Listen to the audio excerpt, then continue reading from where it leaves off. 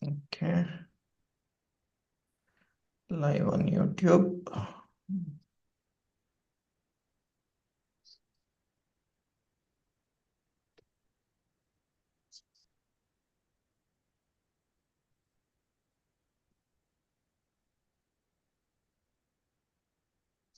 Okay.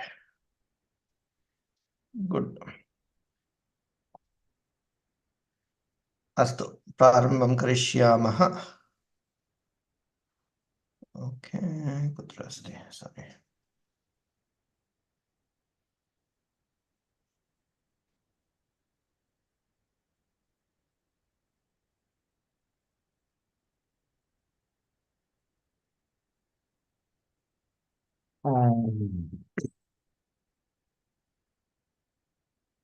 ॐ योऽन्तः प्रविश्य मम वाचमिमां प्रसुप्तां सञ्जीवयत्य किल शक्तिधरस्वधाम्ना अन्यांश्च हस्तचरणश्रवणत्वगादीन् प्राणान्नमो भगवते पुरुषाय तुभ्यम् वागर्थाविव सम्पृक्तौ वागर्थः प्रतिपत्तये जगतः पितरौ वन्दे पार्वती परमेश्वरौ वसुदेवसुतं देवं कंसचाणूरमर्दनं देवकी परमानन्दं कृष्णं वन्दे जगद्गुरुम् ईश्वरो गुरुरात्मेति मूर्तिभेदविभागिने व्योमवद्व्याप्तदेहाय श्रीदक्षिणामूर्तये नमः सदाशिवसमारम्भां शङ्कराचार्यमध्यमाम् अस्मदाचार्यपर्यन्तां वन्दे गुरुपरम्परां श्रुतस्मृतिपुराणानाम् आलयं करुणालयं नमामि भगवत्पादं शङ्करं लोकशङ्करं हरिः ओम् श्रीगुरुभ्यो नमः हरिः ओम् सर्वेभ्यः सुस्वागतं पुनरेकवारं सुस्वागतम्. Okay, so far we have been seeing a lot of things. So yeah, can somebody just recollect what all we have done so far so that we can move forward? So far, we have been talking a lot of things. So if somebody can just recap as to what we have done, it'll be good.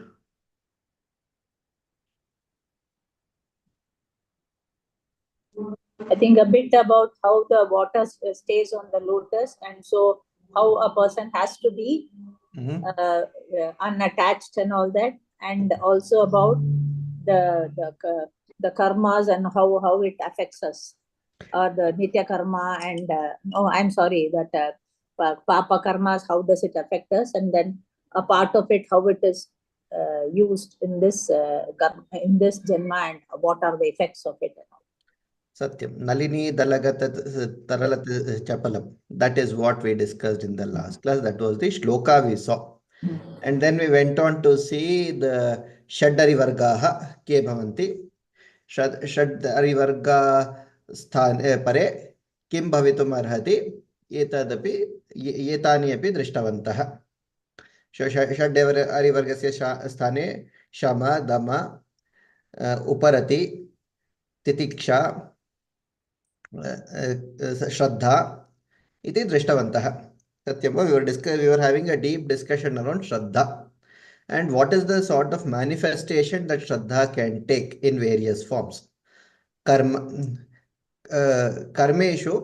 karmanam kriyante yada vayam karmanam kriyante tada kim bhavitum arhati karmani kriyante chet Shraddha. How does Shraddha manifest itself in various forms? Tamasika Shraddha. We saw a little bit of what is Tamasika Shraddha, what is Satvika Shraddha, what is Rajasika Shraddha. Drishtavantaha. Satyam va? Any questions about this at this point? Prashnaha santi va? Okay, again I forgot to start recording on this computer. Okay, good. I remembered it faster. So Prashnaha nasanti. Uttamam. Let's do one thing then. Let's go straight and one. Okay, I'll just, for the sake of quick recollection, I'll just start with this slide. Okay, we discussed these. We said Kama, Krodha, Lobha, Moha, Mada, Matsarya. These are unwarranted. what are the things that are warranted in this place? Shama, Dama, Uparati, Titiksha, Shraddha. We had seen Shama, Dama, Uparati, Titiksha. Our discussion on Shraddha was going in a long direction. That is what we were doing in the last class. Astu va? So then we saw what each one of it is. शमस्तावत् श्रवणादि श्रवणादि व्यतिरिक्त विषयेभ्यः मनसः निग्रहः.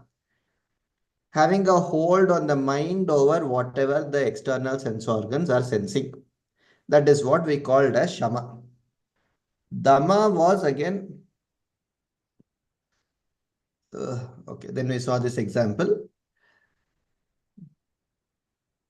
Dhamma was Bahye Brahmendriyanam Tad Vyatirikta Visheshebhya Nivartanam.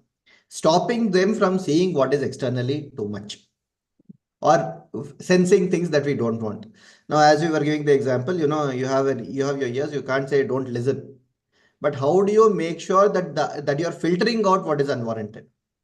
Now you have this iskaan se sunna or uskaan se chhod dena sort of an example that we always keep giving. That is there in all languages, right? So yada samharite chayam kurmonganiva sarvasha. How you pull your indriyanam toward inwards rather than externally. That was dhamma. Then uparati, working with a sense of that the senses exist, but they exist only for a certain purpose. That is what was uparati. Then based on this, how do we work is what we started saying the 5 karma, nitya karma, then we defined naimitika karma, kamya karma, prayashchitta karma, nishedha karma. Yete sarva drishtavantaha. Then we saw the kind of yagyas, brahma yagya, deva yagya, pitru yagya, manushya yagya, ityadeha drishtavantaha. Titiksha, we defined titiksha as शीतोष्णादि द्वंद्व सहिष्णुता तितिक्षा. सहनम सर्वदुःखानां अप्रतीकारपूर्वकं चिंता विलापरहितं सा तितिक्षा. So we do not indulge in whatever is happening, how much ever pain comes.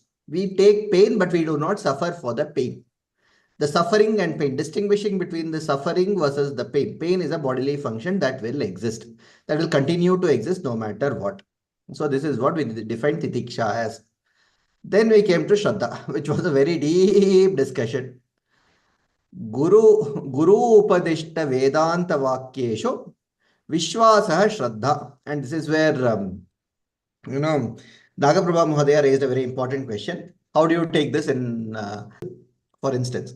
Buddha said, don't do anything without questioning. Yes, questioning is very important. We said questioning. Even Buddha never said don't question. But the point is, how do you take it, whether you take it as a Vitandavada or are you bringing in just based on pure logic, or is there a substratum of truth behind that logic? Logic requires a substratum called truth.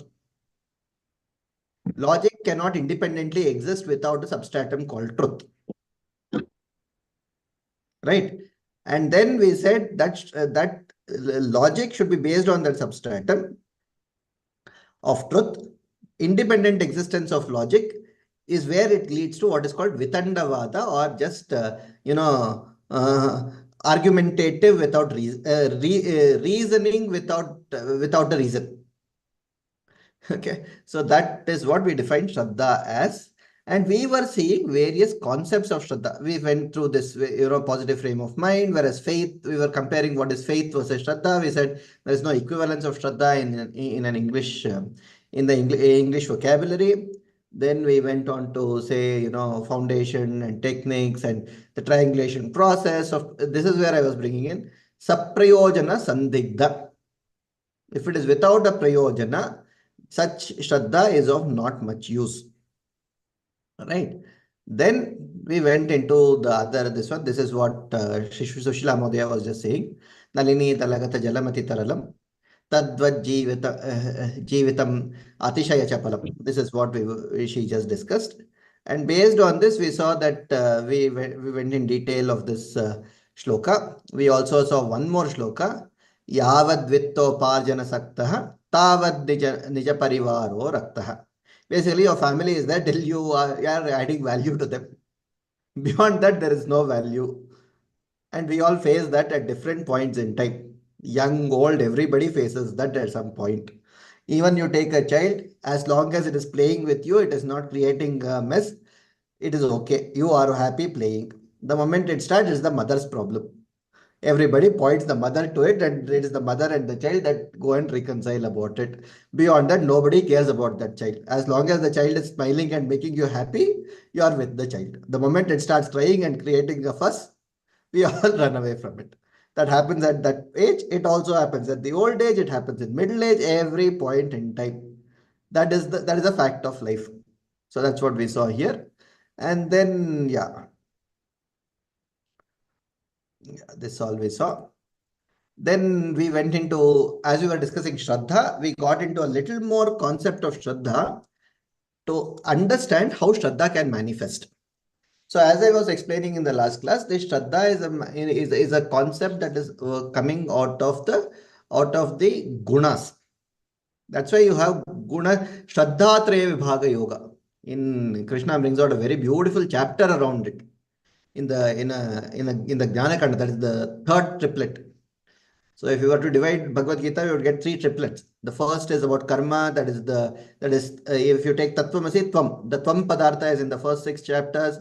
The second is the Tat Padartha or the Bhakti Yoga, understanding that Paramatman. Then the third chapter is about Gnanarjanam. How do you connect these two? That is the Triputi. So in that he brings about the beautiful concept of Shraddha. So before that, in 4th chapter itself, he has told about how the 3 gunas manifest. And based on these gunas, he takes it in the 16th chapter to Shraddha Traya Vibhaga Yoga, beautifully explaining how the Shraddha manifests for each of them. So we explained this. We saw this, RGB valuations that we came about. Then we saw that yoga karmasu Shraddha. Sorry, it is in the 17th chapter. 16th is the Daivasuri Sapat Vibhaga. 17th chapter, he talks about what each one Shraddha, how each of the gunas. Let's say you're a sattvic person. How does Shraddha manifest? Aphalakankshi Aphalakankshibhi Yagya Vidhi Ya Ijyate. So this is where we discussed. Are you doing your duties as a principle as laid out, or are you doing it without those? Vidhi visarjam vidhi rishto kritavantah va vidhi visarjya kritavantah va. For instance, I'll give a simple example. While studying, a lot of people come and say, why don't we just talk about earning money? Why do I need anything else? To earn money, you need a lot of, you can make good money. There is no problem. Today's world is very easy.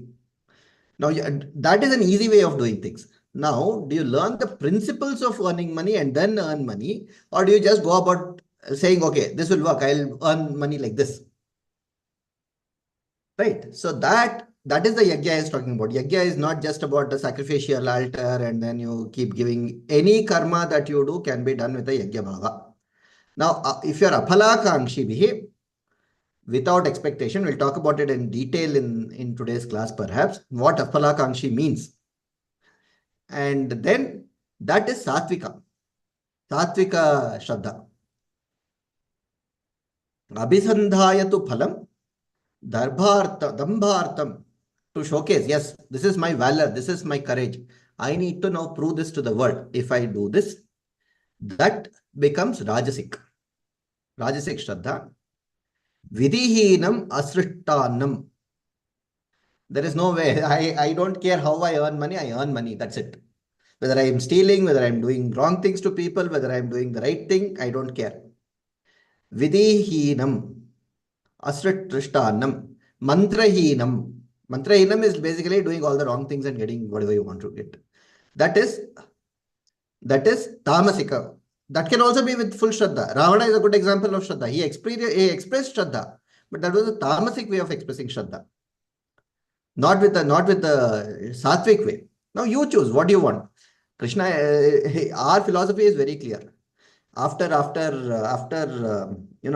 close to about 700 shlokas after Krishna lectured Arjuna all the way about what is right, how things should be, what is this, that, everything he explained.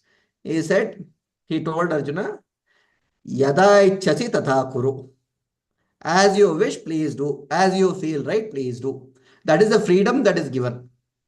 There is no forceful. Krishna could have easily said, you better do this. But he did not take that route. And that is what is a big lesson for all of us.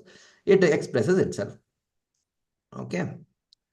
Then I think we saw this, no? This we saw last week. This we did not see. Okay, this we did not see in detail. Let's see this in a little bit. So, okay, let me go back. Okay. To do any work, as we saw, sab-prayojanam. Shraddha is basically with prayojana. There is nothing that you start without a prayojana. You set a goal, you set a target, right? The moment you set a goal and a target, you can do two things. You can say, what's in it for me? Am I going to gain out of this or am I not going to gain out of this? If yes, it's a result-oriented problem that you're solving. This result is very different from this result. Please note. Now, this is purely my selfish need that I'm asking this question about. This could be a larger purpose goal. This is a goal. Any work will lead to some result. Now, that result may benefit me, may not benefit me. That's a different story. Okay. If the result is good, then am I satisfied or not satisfied?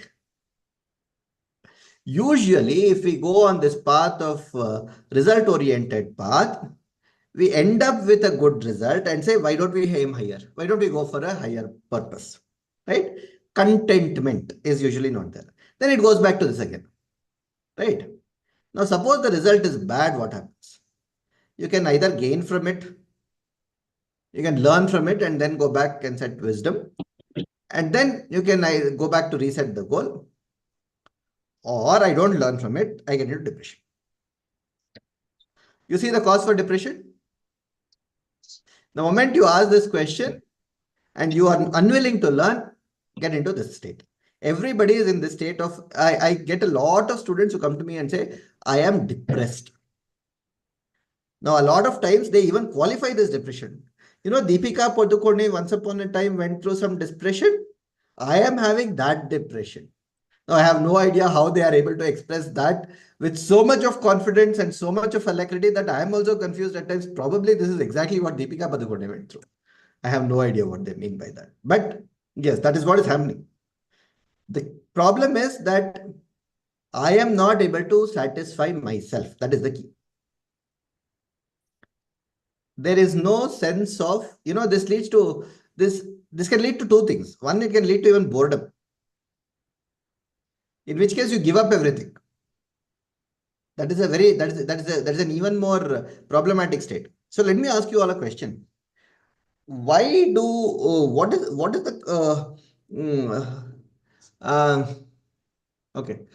the cause for laziness?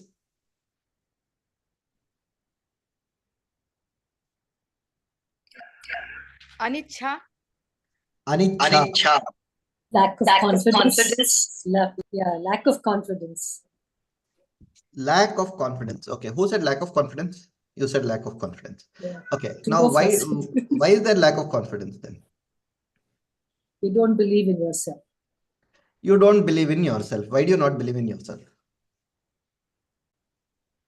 The complex. Complex. Okay. Don't understand what you're doing. That's why. Don't understand what you're doing. Okay. Let me break these things. And why do people procrastinate? A lot of people procrastinate. No, procrastination is very, very fond activity for a lot of people. Mm-hmm. Why does it happen? Corporate world, that's the biggest challenge today. Why? Mm-hmm. It could be that they want to, they are not very confident and also not interested in that. Correct. So good. All these are symptoms. All these are symptoms. The tamasika guna is more. Tamasika guna. Okay.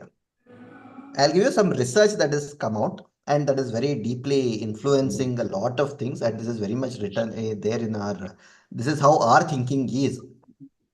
Procrastination is not because of laziness, or it is not something that you can overcome just by pushing yourself.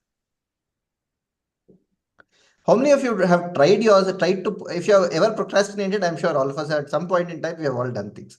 Yeah, How yeah. many of us have tried to push ourselves out of procrastination? Try something different Very way. difficult. How Different easy is way. it? Unsuccessfully tried many times. Unsuccessfully tried. If you push yourself out of procrastination, it will be an unsuccessful effort. You push yourself, you try. Let me take the simplest example is waking up in the morning.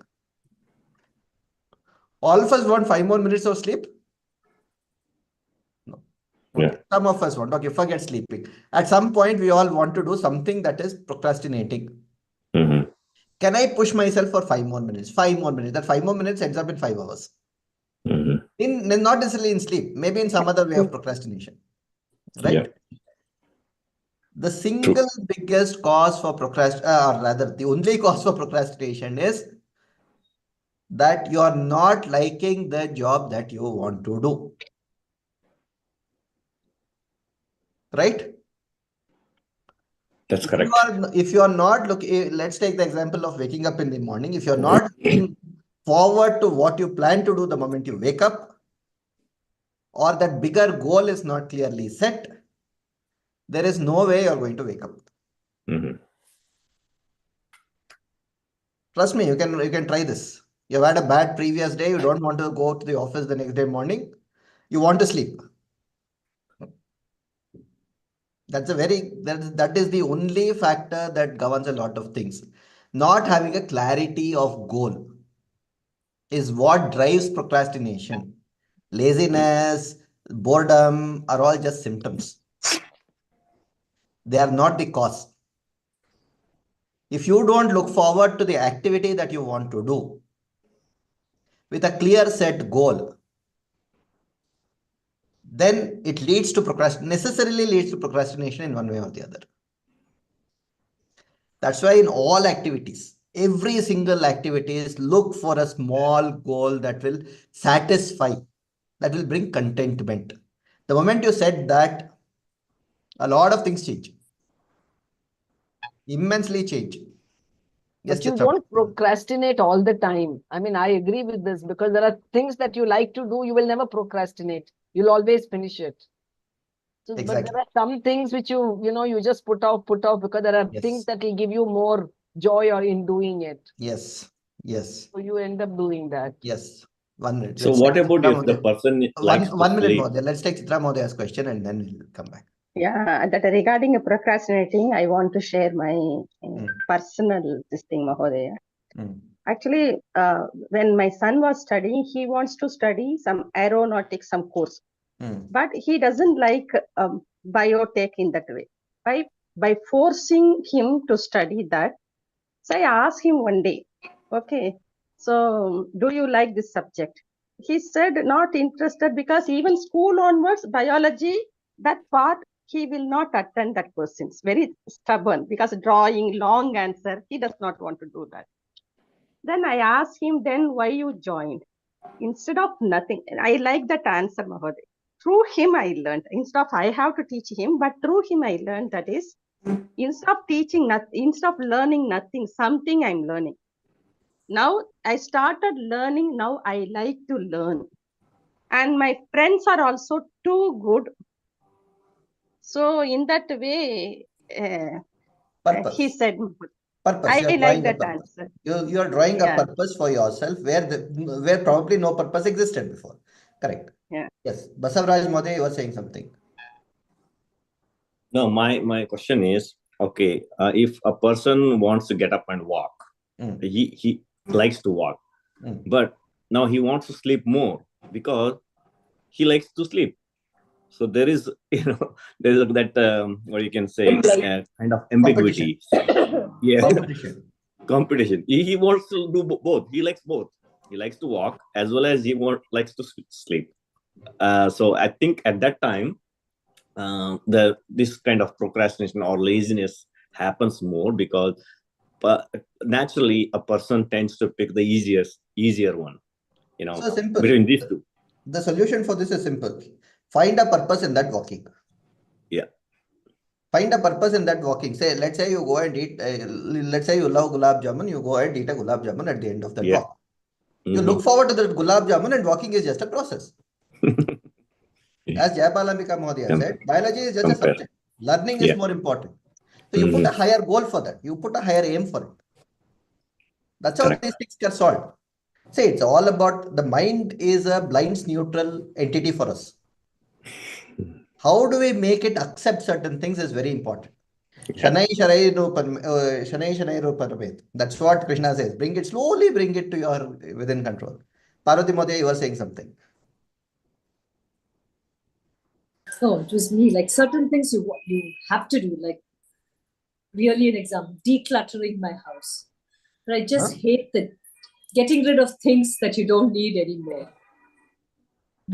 But I know I want to do it. I have to do it, but just do not want to do it. So how do you go about setting a goal? Or like my daughter tells me, must start with one small drawer.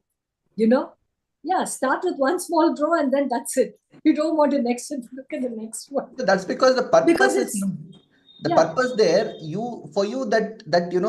That neat, quote unquote, neatness of a given thing is not as important as it is for somebody else. No, it is very important for me, but I don't enjoy doing it. You don't enjoy doing it. Yeah. Then you need to put something else. Are you going to replace it with something? If you bring something else, no, that's another way of doing it. You want to replace it with something. Now you need to take that out. And this is the only place I'll put it in. No, it's getting rid of stuff. So start from there. Start from, replacing it. And I try to find excuse. Oh, my husband is not helping. This one is not helping. I cannot do it by myself. Yeah. Yes. No, these are practical things that there's things that you have to do, but you don't enjoy doing it. So it's just left like that. Yeah, that's how we procrastinate, no? Yeah. That's the whole idea. So I'm waiting to see if you're going to give a solution for this. So find a goal. Find a goal. Say you will reward yourself for doing this, for instance. Simple. If you do this, you will get something. Let's start from there. I don't want anything. See, no. As long as we are alive, we need something. Well, I want cleanliness and neatness. Yeah, that is a want. That by itself is a want. That by itself is a motivation. Yeah, you need to create that motivation. No, that's the highest order, whereby the work itself is motivation. But to begin with, start with some simple thing. Okay, I need to do this. Let's say my puja today is this. You can start from there. Whatever is the most exciting thing for you, put it into it. There should be something that's exciting. So if you start doing it, it will come to it. It'll happen. I mean, it's a very simple trick that you need to learn. You need to find out what is the most critical thing for you.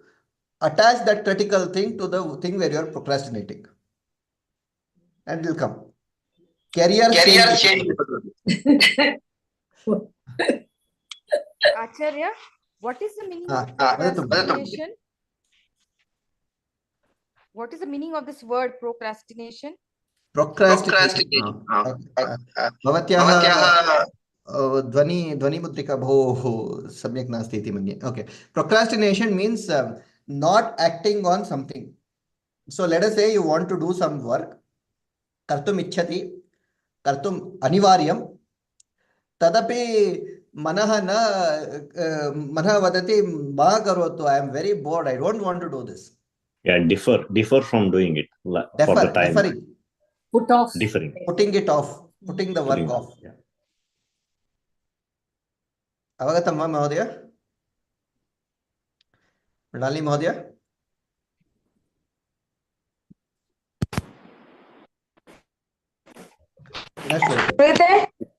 श्रूयते. आमाम् अवगतं वा? So what is the Sanskrit word for this? Procrastination, Sanskritam word. Wait, there is one. What is that? Dirgha Sutri. Kim? Dirgha Sutri. Dirghasutri. Dirghasutri. Evam. Dirghasutri Pashyatu. Tatra labhyate. Dirgha is long. Yeah, long. Sutri. Dirghasutri. You pull it. Pull the string. Dirghasutri. So from now on, whenever you start calling yourself Dirghasutri, you will become non-procrastinating beings. No, I sort of like the word. It sounds nice. That is the word for procrastination. Okay. Agre Kamishama Hava?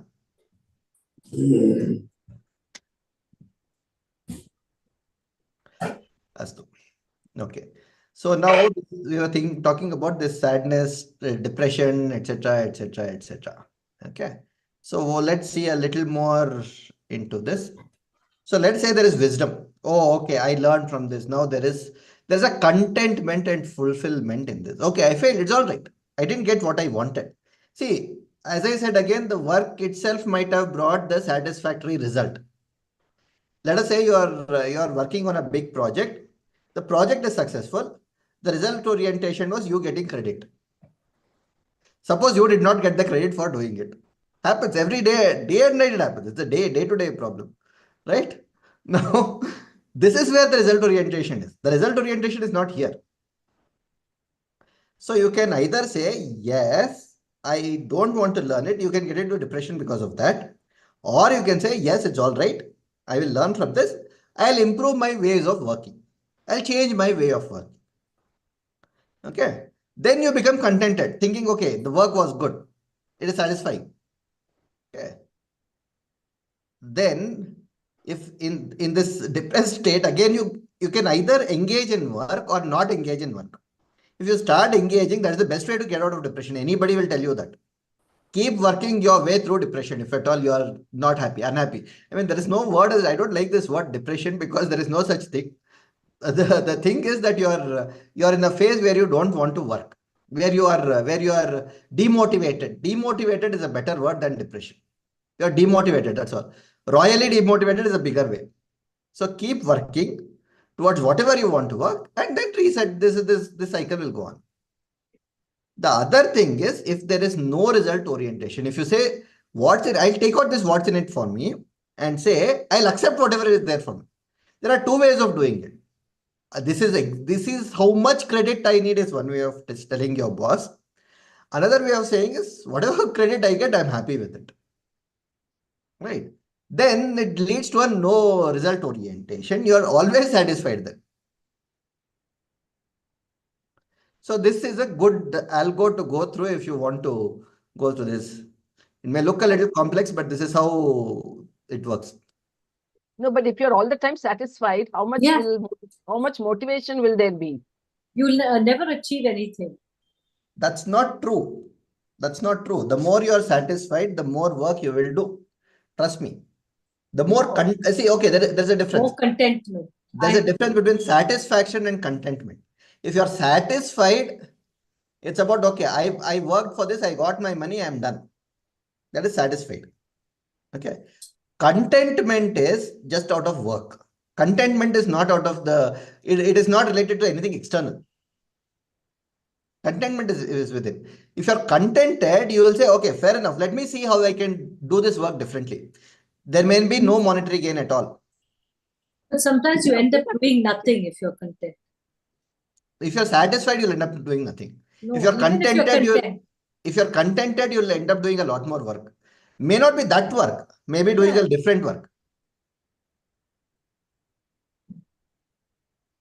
I sometimes feel when you're too content, you don't do anything. You're probably satisfied. There's a wafer line difference between being satisfied and being contented.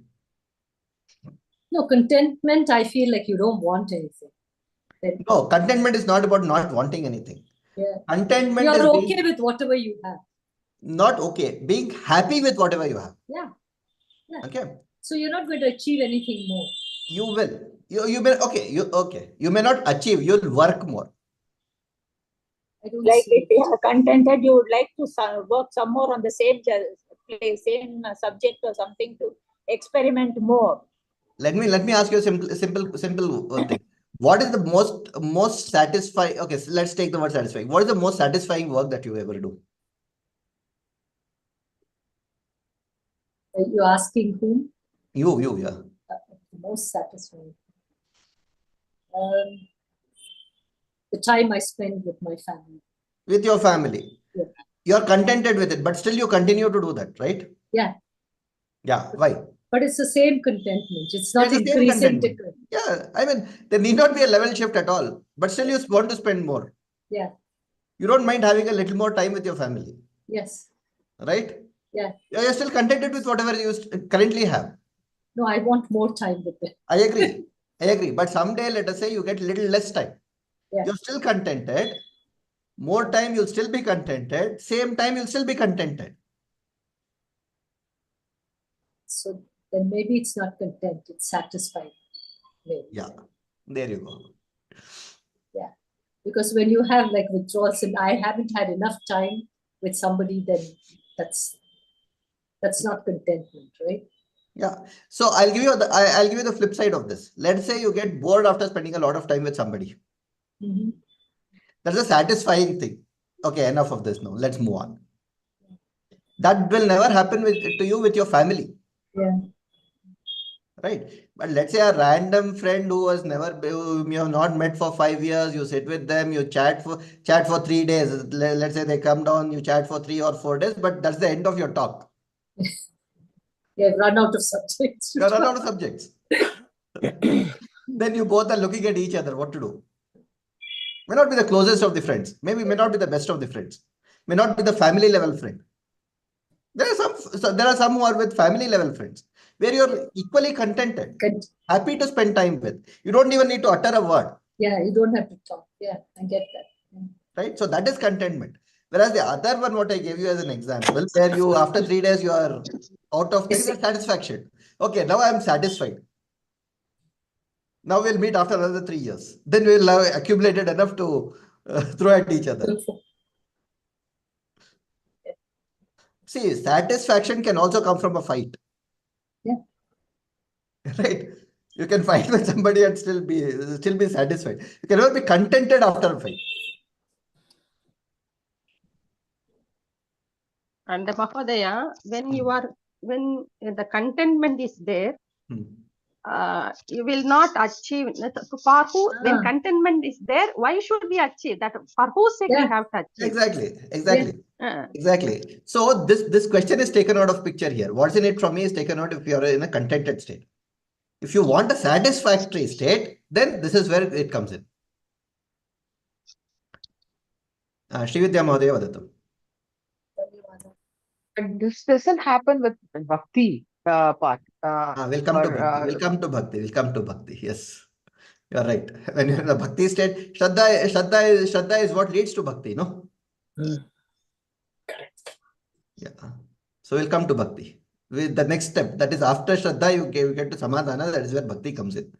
We'll talk about that. Okay. Think about it. Parvati Madhya, next week you can tell me. Think about the satisfaction versus contentment. Okay. That's the one. Then once you get this is where Chitta Shuddhi starts happening. So after all the discussion of karma, this is what our mind should lead to. Whatever you do, if it is leading to this, then you're progressing. Otherwise, we have that other baggage, no? We spoke about that bag. You're accumulating or are you reducing? That is what should lead. Okay. Then, of course, I have shown this some time back. We can probably take this okay, we'll take this slide at a different point in time. Last year I showed this slide, but let me take that at a different point. Okay. Now, this is a question which, a few of you asked last time. Atakena prayuktoyam papam charati purushaha anichannapi varshneya baladiva niyojitaha. How many of you relate to this? Anybody understands this question that Arjuna is asking? So what he's saying is, there is a state. What is that state leading me to? I am being forced to do something. I feel that I'm pushed into it. I don't want to do it, but I feel like I'm pushed into doing it. It could be good things, it could be bad things, whatever thing. But if everything were to be okay and if I were to make the decision, I wouldn't do it. But there is something that is pushing me. Why does it happen? Does it happen to everyone? Is it something that we have all experienced? Career, family, life, wherever. Yeah, that's Yes, what is Mahoday. called listening to parents, right? Sometimes we don't like, but we have to listen to parents. Listening to parents. Not I only don't like parents, it, but Mahodaya, next generation also Everywhere. we have to listen. So Chitra Mahodaya is like listening to my children. Yes. yeah. Everywhere. So Neighbors, friends, everywhere. neighbors, All the friends, time. bosses, everyone. Colleagues. So any answers? Why does it happen? Of course, Sushila Mahodaya will not answer. She knows this answer. But anybody else who wants to answer, attempt answering this. Because we have two things. One is what we have to do, and the other one is what we are attached to. The attachments, right? We have some attachments. So between these two, there is a dvanda. So Correct. Yeah. Any other comments? Social responsibilities also, the social pressure. Responsibility. Yes. So that's exactly what Basavaraj Mahodaya also said. That is, at some point, we are all attached to something. That's why we are here. Now, attachment is not necessarily always moha. It can be raga, anuraga. There are things. You are attached to the family. Yeah, you don't like to listen to your kids. We don't like to listen to our parents. But at the end of it, well, there is something. There is a bond. Whatever we say, there is a bond. It says, okay, maybe we'll just do it. Right? That goes on. So that is what Krishna says, Kama esha, Krodha esha, Rajoguna Samudbhavaha. So all of us have this form of Rajoguna. Kama esha, Krodha esha, Rajoguna Samudbhavaha. Mahashanaha. Ashana. We learnt a term called Trishna. Sometime I discussed what is Trishna, right? Unquenchable thirst. Maha Ashanaha. Ashanaha is, hunger. Deep hunger. Mahapapma. Vidyenam. Iha Vairinam. These are our, enemies that are causing this thing to say, pushing us into it. If that bond is broken at some point, will not be pushed. Now, please note, there is a difference between, a lot of people tell me then, should we not indulge with the world? Should I just run away? That's the same question that Arjuna asked. I should run away and stay in Himalayas. Sorry, that doesn't work. It doesn't work because what happens is then, as Krishna said, today you are saying I'll go to Himalayas and I'll sit there. Tomorrow, Duryodhana will say he's a coward, he ran away. The moment he says something, you'll come back. You'll run back. So that attachment or pushing is not just because somebody is asking you to do something, but it's also somebody is triggering you to do something.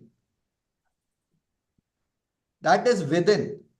That Kama and Krodha are within. Because I don't like the word coward or being associated with the cowardice, that I need to now come back and prove that I am not.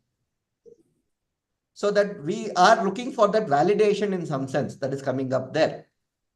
But it's Krishna who is telling that you will feel bad.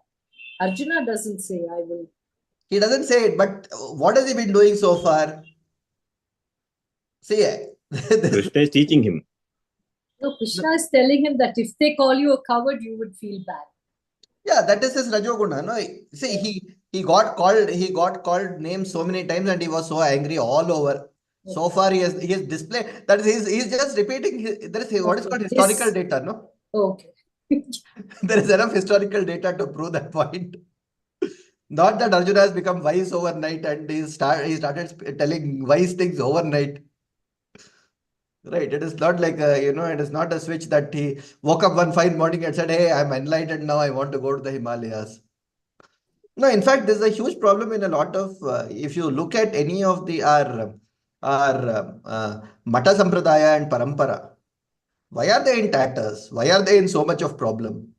A lot of people who should have been in samsara and fighting out samsara come there and start doing a lot of unwarranted things.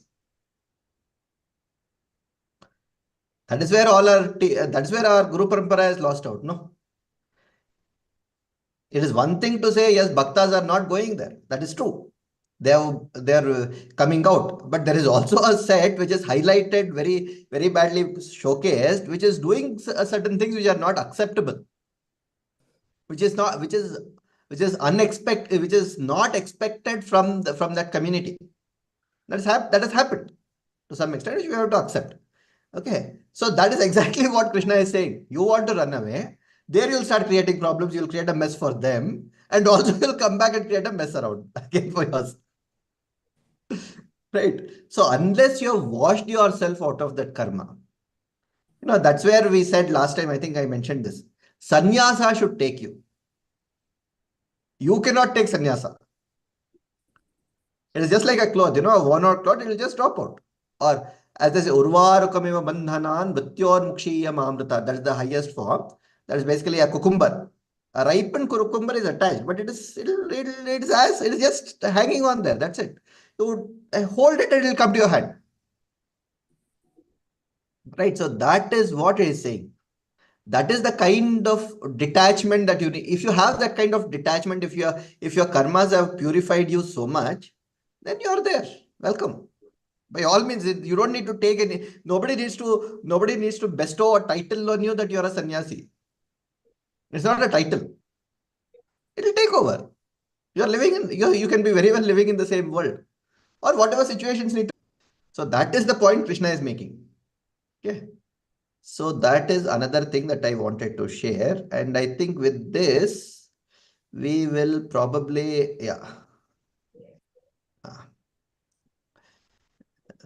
give me, what do I have here?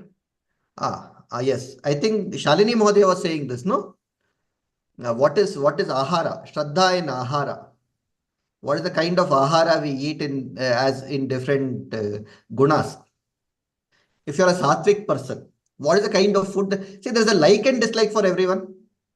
Do you all agree? There is certain like, there is certain dislike. We cannot do away with it. That's a guna.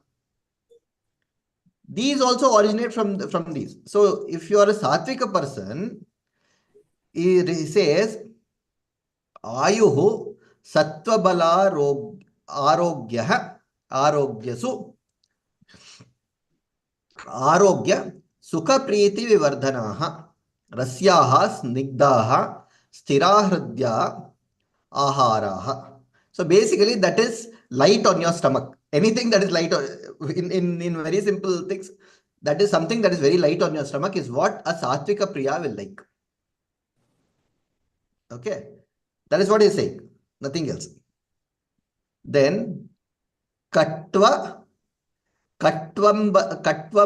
lavanati ushna tikshna ruksha vidahinaha. So as you can see with the words itself, something that is very spicy, salty. Lavana is salt. You know how the word lavanya comes? No? You told us Salty. this sometime back. Lavanasya bhavaha lavanyaha. One who your beauty is a function of your salt intake actually. If you don't have salt intake, trust me, your skin will go for a toss.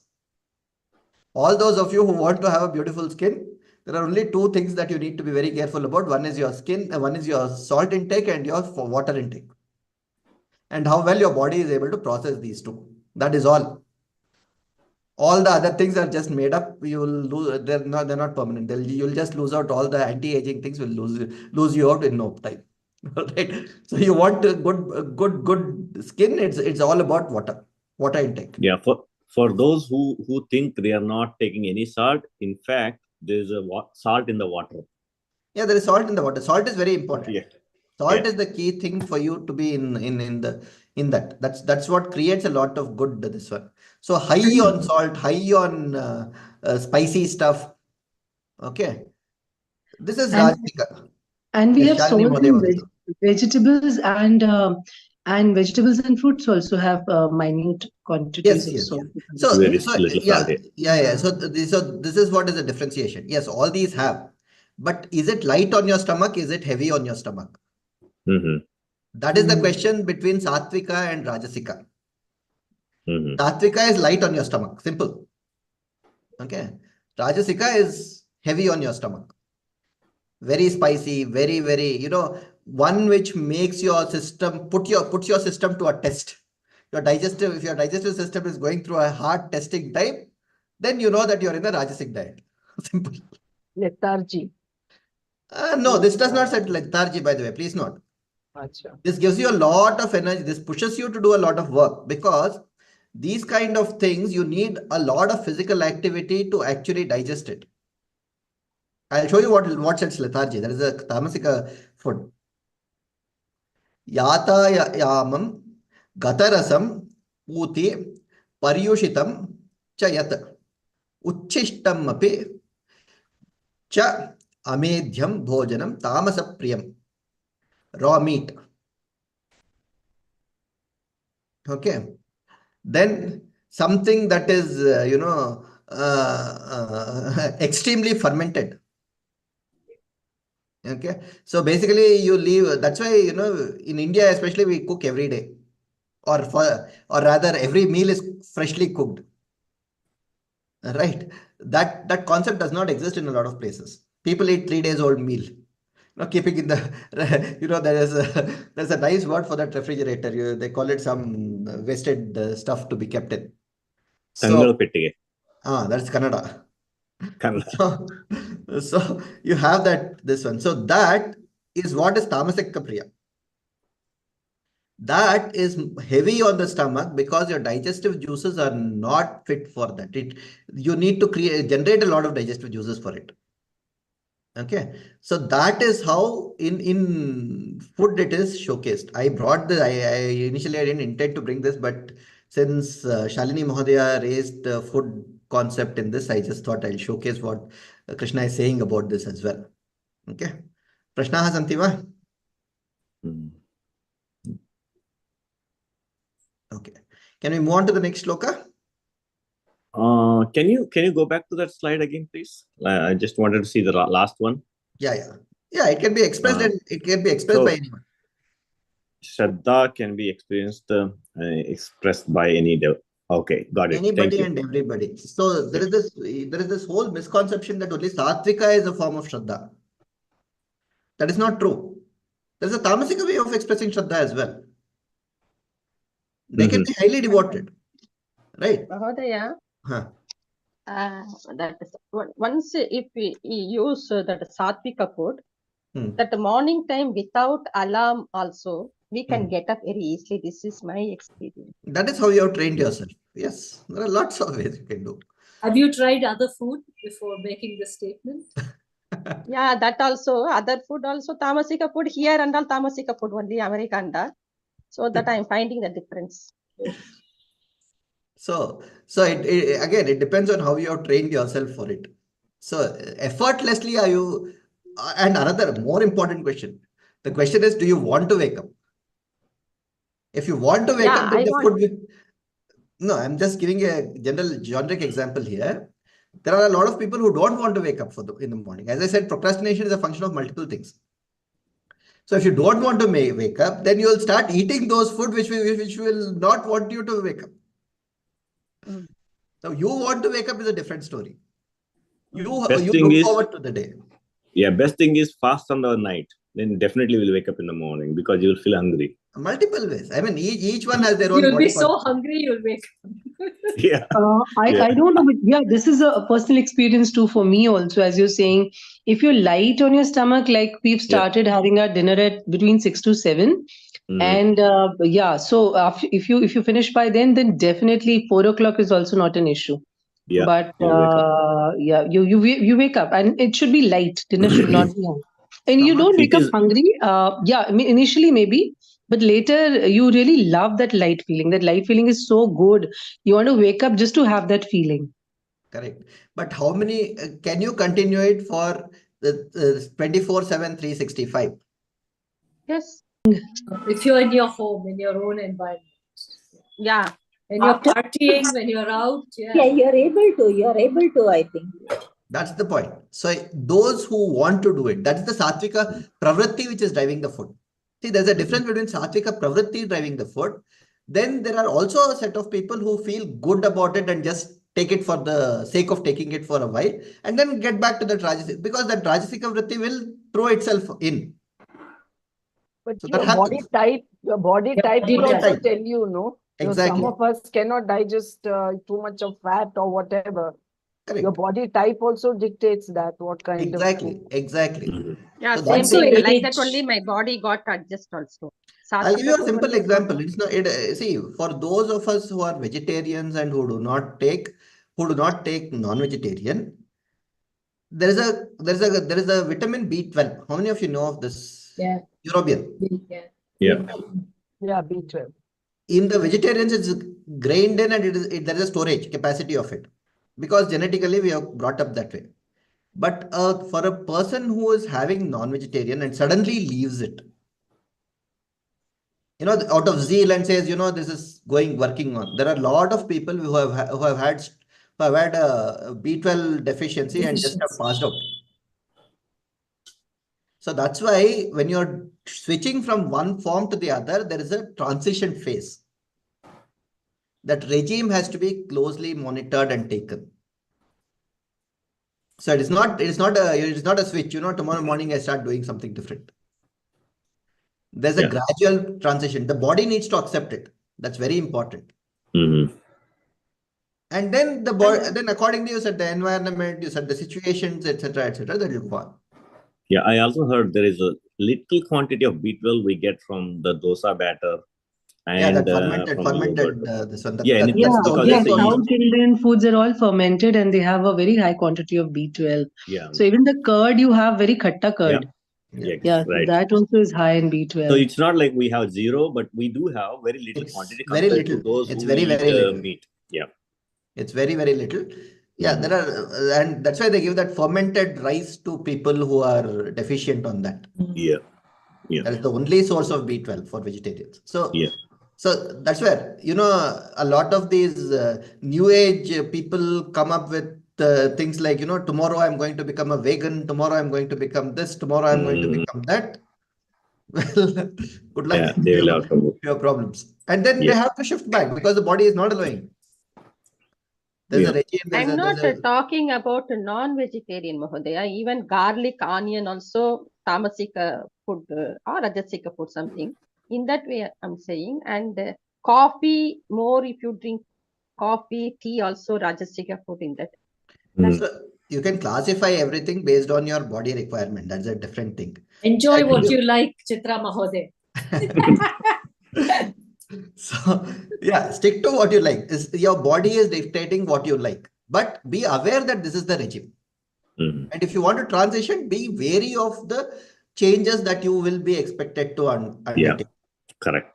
That's very important. That's all. We are not saying this is the right way of doing it, this is the wrong way of doing it. No, that is not what Krishna is saying at all. A lot of people misinterpret it that way and saying everyone should become sattvic. Sorry, that's not the way the world is designed. Yeah, we humans are not machines. We just take one part, replace it with another one, and move on. No, we can't do that. It's there's a transition required. There's a transition required, and actually, if you read, you'll actually figure out that 70% of the world's population can be eliminated if you just poison all the fish in the world.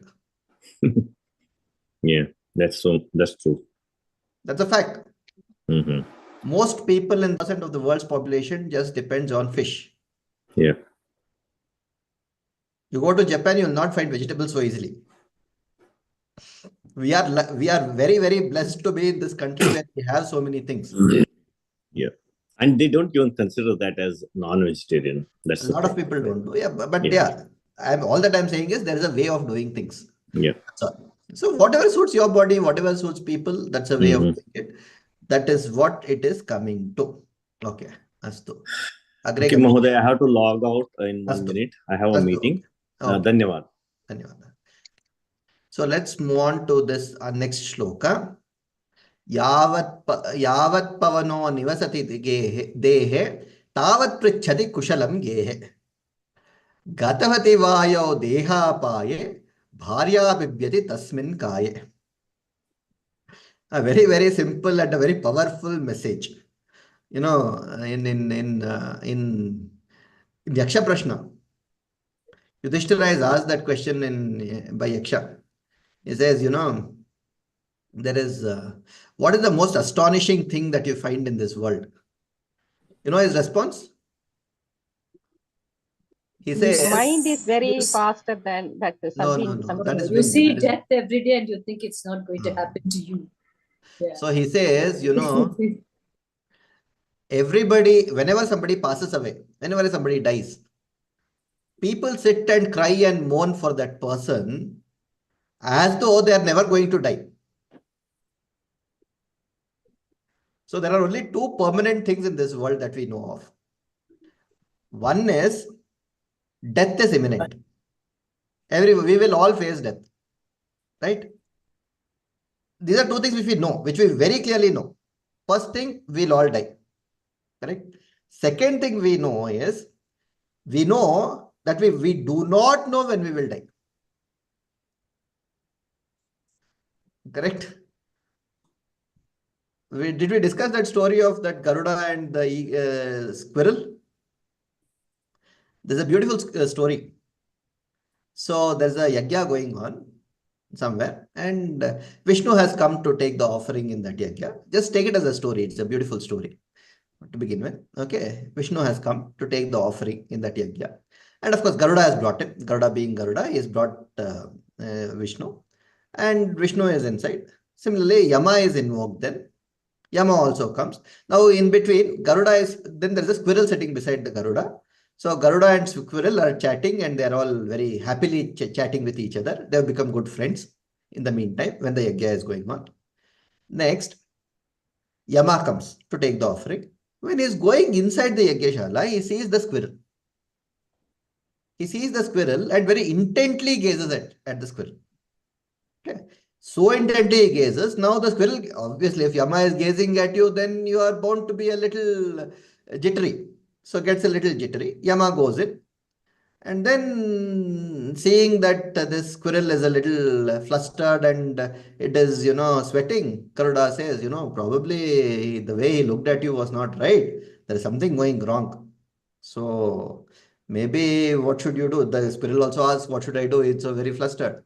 So the Garuda says, I know a very deep cave somewhere in very far off. He comes here. I have some time. Vishnu will come later. I can drop you if you come. I'll help you as a friend. Just get on my back. I'll drop you at that cave. Very deep cave. There it is very difficult. He can't come there so fast.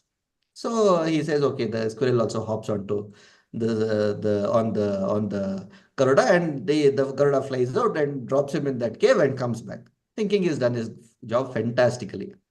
Then after a while, it's sitting and is very satisfied. The Garuda is very, very satisfied that the job is well done. Yama comes out and then sees that the squirrel is not there. Now it is chance for Yama to get surprised. Very, very surprised and very flustered. And he says, he asks Garuda. Garuda is very simply behaving himself. It's not as though nothing has happened. So he asks Garuda, you see, there was that squirrel. What happened to that squirrel? Any idea? So Garuda says, what's it with you? Why are you concerned? The squirrel will take care of itself. Then Yama says, when I went in, I was very surprised. This squirrel is supposed to die today in a very distant cave far, far away. Now I'm still wondering, how will that small squirrel get to that far cave in such a short time? So we all know we will die. We also know that we do not know when we will die. Okay. These are two facts of life. Okay. So that's exactly what Acharya Shankara is also saying here. Very beautifully is putting it here. Is saying, Yavat pavano nivasati dehe, as long as you are breathing, tavat pritchati kushalam gehe. Gruhe, they'll keep asking, how are you? What are you doing? What is happening? Etc. Etc. Etc. Gatavati vayo deha paye. It is deha plus apaya. That's what is making it apaya. Apaya is, I'll show you what that is.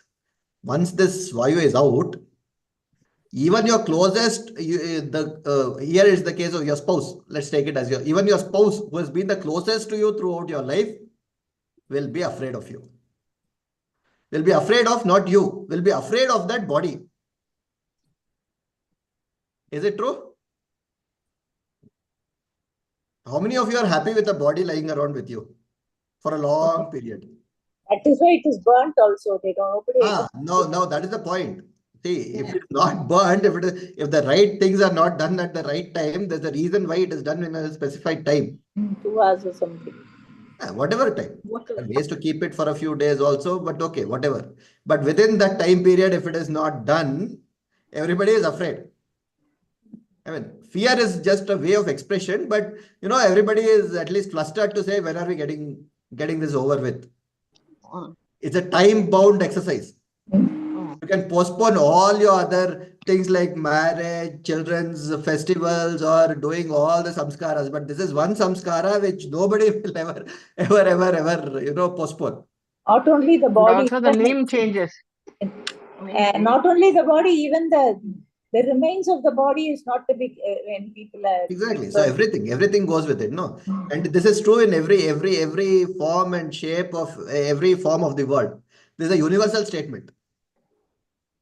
Also, the name changes from someone to body. The name itself becomes the body. That's all. It is no more the name. Body. Yeah. From Jiva, it becomes what? Brutham or something. Something else it is called. No, after it is. Yeah, Kalevara. Kalevara. That's what it becomes. Nobody calls that person's name anymore there. They refer to it as the body only. Body. Right? This is what happens. Correct? Pavanaha nivasati. Dehe nivasati. Kushalam pritchati. Gehe kushalam pritchati. Bharya api bibyati. Even your closest, here take it as pose. This is bahuvachana bharyaha bibyati. Okay. If you have many wives, all those wives will not one will be there with you. Yes, Parvati Modaya. Aktumichati va? Gehe. Huh? Gehe. Why bibhyati ba? Coming. Gehe is grahe. Grihe. Home and house. Home and house. Okay. What was that? Bibyati? What was the question? Why bibhyati, Hodaya? Bibyati is afraid, no? Oh, yeah, that's right. Why? Okay. Here is a simple question. Do we all agree that a dead body is a time-bound exercise to be disposed of with? We don't have bibyati. Why should you have? You're not afraid initially. Okay, let's say it is like it's too long. If it is, can you do it without a time-bound process? No.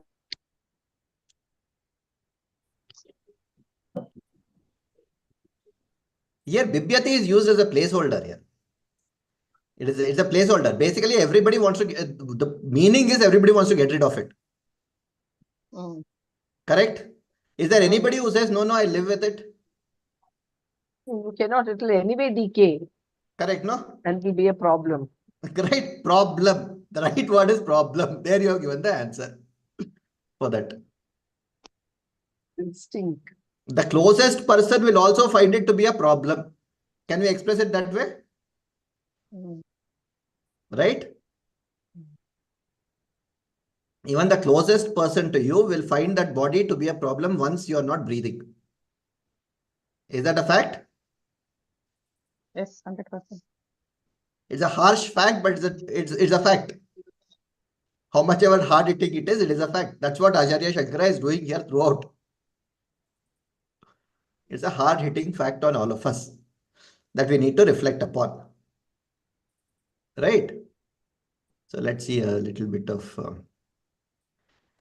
Yavat pavanaha dehe nivasati tavat gehe kushalam prichati. Yada dehapaye vayau gatavati tasmin kaye bharyaha api bibyati. Okay. Everyone will start saying it's a problem.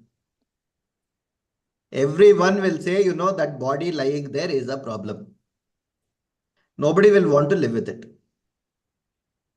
Correct? Okay, here the word deha paye. Apaya. Have you heard of this word apaya? Dangerous. Okay. The deha itself becomes apaya, becomes dangerous. So once it becomes dangerous, that is the cause for the problem. Correct? Does this answer the question why Bibhyati? Shalini Mhodaya, bhavati eva prishtavati kila? Yeah. Medically also, it emanates some Viruses and dangerous bacteria. gases, Decompose. and then Yes. you should not be around it. Correct. Deha paye. Deha Yeah. becomes apaya. It becomes dangerous. That is why we cleanse ourselves after. Correct. Correct. That is one time-bound process that happens everywhere. Right. So we should be thankful to the kind of body that we are in and the very fact that we are breathing. They should say, fill in us a sense of respect for whatever is happening within.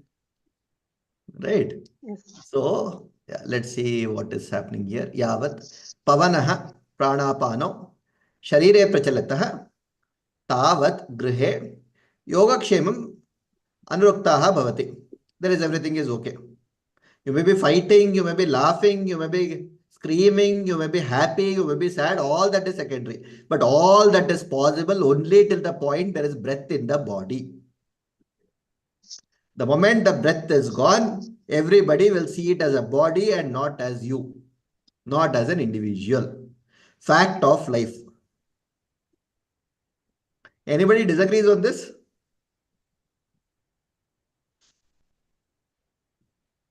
Right? Hard-hitting fact. Only Acharya Shankara can put it as a beautiful shloka and look forward to it. Okay, in fact, there's another shloka. I'll bring it in the next class. It says, there is this beautiful Veda mantra. Punar punarjaya mano purani varnam vishumbhamanaha shvagniva kratnarvija aminana martasya devi jarayantyayuho. This appears as a Ashirvachana. I'll explain in the next class what it actually means. Okay, so it's our rishis and munis have been very factual, but very beautifully given it to us what facts of life look like. Okay, so Vayo. So here, as I said, there is one thing that I wanted to showcase. Deha paya. There are two words here, deha and apaya. Apaya is actually a verb. It is a kriyapadam asti. Deha atra namapadam. Deha plus apaya. Deha becoming dangerous. Apaya is dangerous. Apaya. That's where it says kriya ashtraya kartru visheshana suchakaha. सप्तमी विभक्ति एव भविष्यति अधिकरणम् एव भविष्यति तदर्थमपि देहापाये बिभ्यति भयमकालयति जडीभूत शरीर विषयकम् अपायकम् यावत् प्राणवायुः शरीरे शिष्यते तावत् गृहे पुत्रभार्यादयः तस्मिन् अनुरक्ताः भवन्ति. There is anurakta, there is an anuraga. Now that anuraga can be good, bad, whatever it is. But there is some level of bonding. The moment that pranavayu is out of the body, there is nothing that anybody will ask for that body. Everyone will say Atma Shanti. Nobody will say Sharira Shanti. The Sharira will take care of itself. Right? That is the key message we all need to take home. And then we will start appreciating the value of the Sharira. Then we'll start appreciating the value of what we are going through and saying we are not that body. The differentiation and discernment we'll start getting. We'll see a little more of that in coming classes also. Okay, next one. This is a beautiful one. This is a straightforward again. And this is where, that bhakti comes into us. This levels of bhakti start flowing into us as to there is something larger force beyond this body. We call it the Paramatman, you want to call it your Ishta Devata, you want to call it your Kula Devata, whatever you want to call it. There is a guiding force which is beyond this. The Jivatma connecting with that Atma is the whole journey all about. Right? So if we go next here, but what do?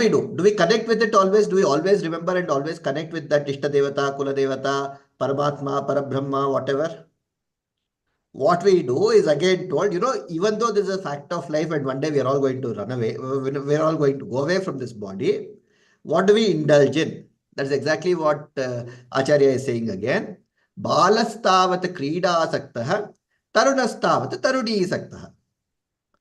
Vruddhastavat chinta saktaha, parame brahmani kopina saktaha. Balaha tavat krida saktaha. We all love to play when we are children. You want to send a child to school, you know how difficult it is. Unless you have gamified the whole thing. Today, gamification is a big experience. Right? So that is what happens. Tarunastavat taruni saktaha. In your yavana, you want to enjoy that youth in whatever forms and shapes you want to enjoy. Material wealth, whether you want to enjoy it as getting married, whatever you want to do, that is what happens. Hello? Yeah. Kalyani. Who is that? And then once we all grow beyond, say, 40, 50, 60, then you start thinking of what all we did not do, what all we could have probably done right, and how better we could have been with that. Is that what comes? Repentance, quote unquote, repentance. Yeah. Right? Yeah. Now, Acharya is saying, if you spend all your time in that, when are you going to think about your your present day Paramatman? That is the question that Acharya is asking. You spend the entire life thinking about what? Either playing or enjoying the material wealth, or what better material wealth you could have gained had you done something different in your old age. Or how you could have groomed your children and grandchildren in different ways. Right? Multiple thoughts. So as Professor Mahadevan keeps saying, the spirituality is not a post-retirement full-time job. You can't wake up on let's say on the 31st of August you retire. You can't wake up on the 1st of September and wake up and say I'm a spiritual person and enlightened person overnight. This is a slow journey that needs to be taken. That is the point that he is making here. Brahmani kada saktaha. When do you start thinking? When do you start getting into it?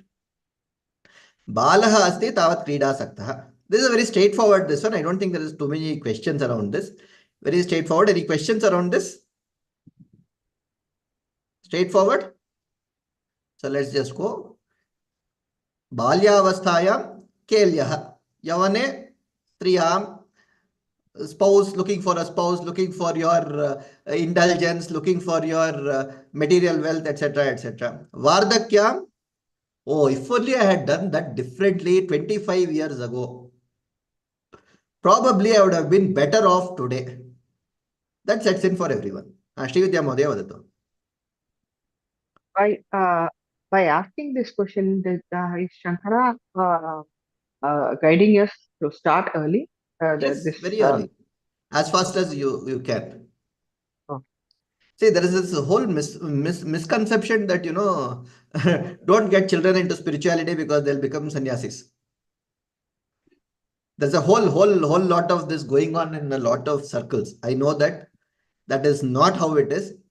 If you look at our Vedic lore, if you look at our Shastras, it will only make you a stronger person. Okay. And if that person has to become a sannyasi, no matter what, that person will become. Gautam Buddha was destined to be, he will become. You can't just stop that. Yes, Shalini Mohdaya vadatu. Wanted to share, yes, that was the prevalent belief in our homes also. And I remember we used to spend a lot of time in Rishikesh and Haridwar during our summer vacations. And my mom used to make sure that I don't.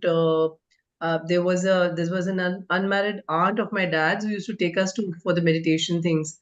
She would make sure that I don't meditate too much. And quite a number of times my dad used to say, I don't think she is cut out for this thing. And my mom used to scold him saying, don't do this. I mean, she's your eldest daughter. How? So I remember like this entire thing is now like coming.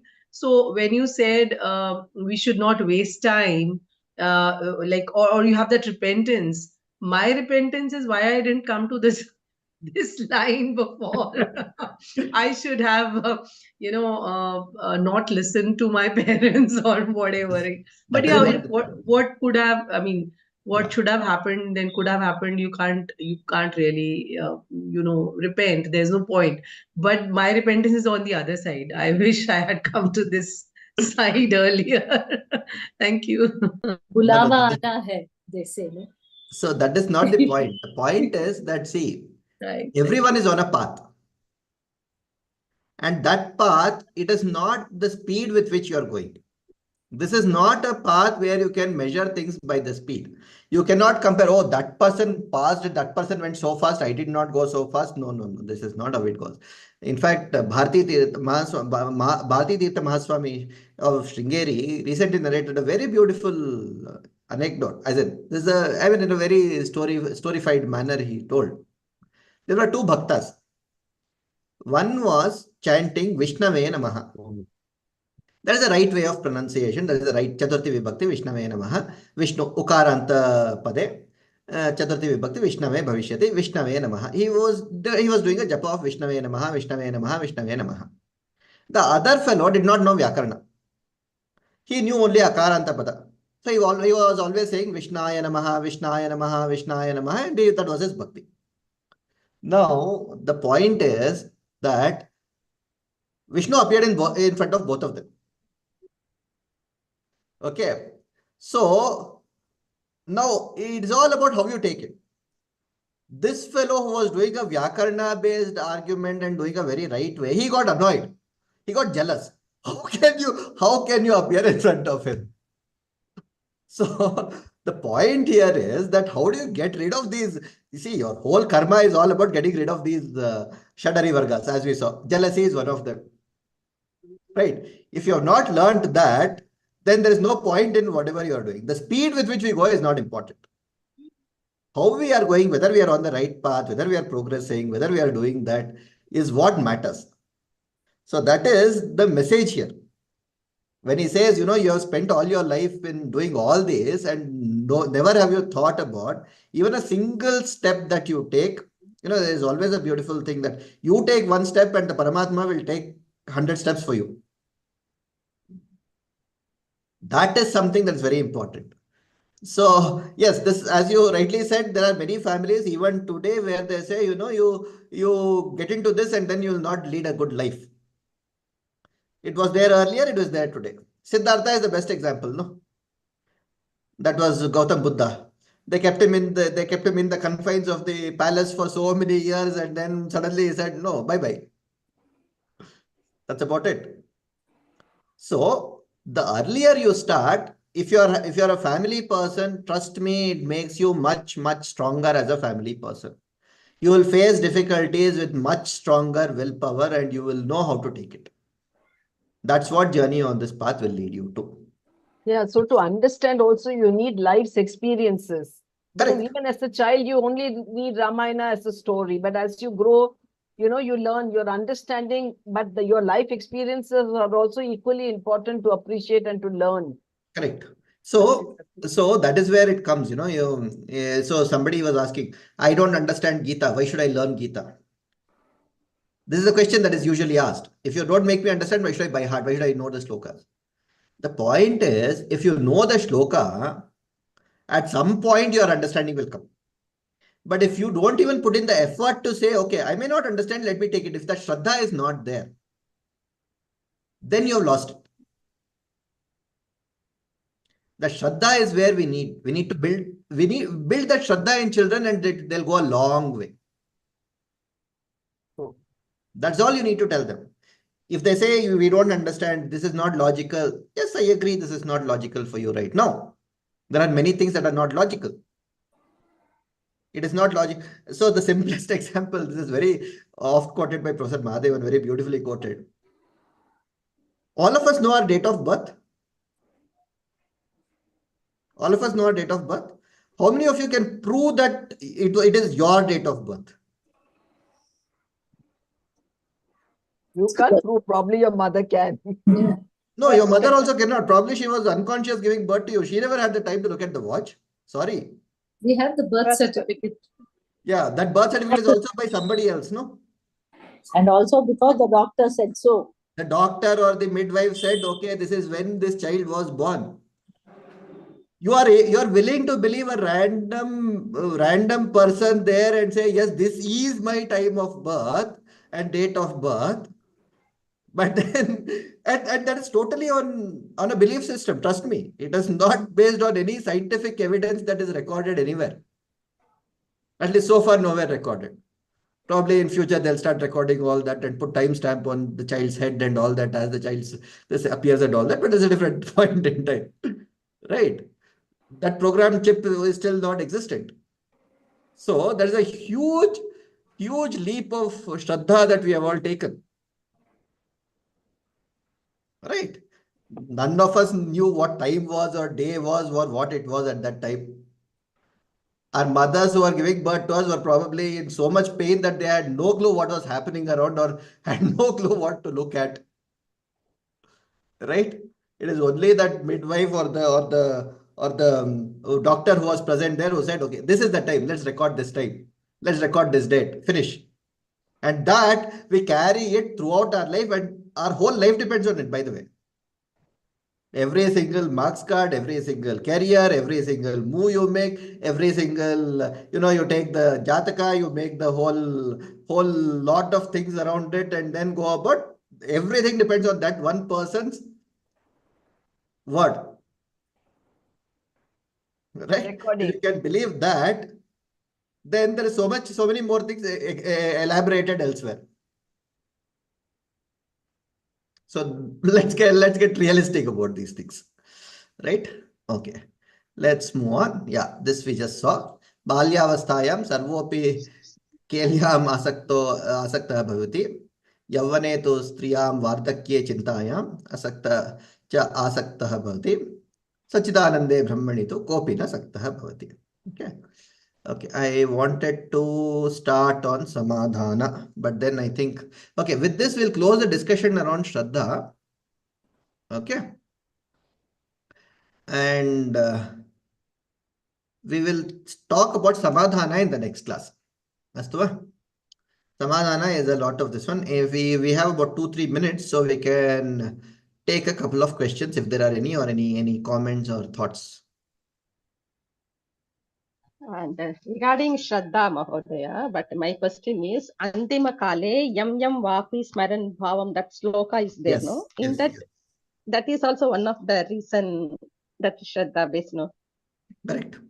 So yes, Yam Yam, yeah, at that time, right? And exactly the same thing Krishna also says. Mukundamala, if you have studied, Vata, Pitta, Kapha, Bhavati, Tadvakyam, so I cannot do anything. So how do I take care? Please come and stay in me forever. Yeah. That is there, no? I'm doing it now itself, so you help me. So the point that Chitra Modaya is making is, so Krishna says at some point that, if you remember me in the last stage, if your last breath, you will reach me. That is moksha. So the question is, if you have to remember him at that last moment, is it a step immediate function? Because at that point, you're going through a lot of pain, you're going through a lot of vata, pitta, and all those things are jumping up and down in your body. So what do? It would have been part of your psyche for a long time. So if you keep doing it regularly, then it becomes easy. It becomes a part of Abhyasena vairagyena. Abhyasena vairagyam bhavishyati. Astu.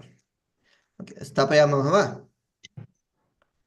Okay ओम स्वस्ति प्रजाभ्यः परिपालयन्तां न्यायेन मार्गेण महीं महिषाः गो ब्राह्मणेभ्यो शुभमस्तु नित्यं लोकाः समस्ताः सुखिनो भवन्तु काले वर्षतु पर्जन्यः पृथिवी सस्यशालिनी देशोऽयं क्षोभरहितः ब्राह्मणाः सन्तु निर्भयाः अपुत्राः पुत्रिणः सन्तु पौत्रिणः अधनात् सदनात् सन्तु जीवन्तु शरदां शतम् ॐ सर्वे भवन्तु सुखिनः सर्वे सन्तु निरामयाः सर्वे भद्राणि पश्यन्तु मा कश्चित् दुःखभाग् भवेत् हरिः ॐ श्रीगुरुभ्यो नमः हरिः ॐ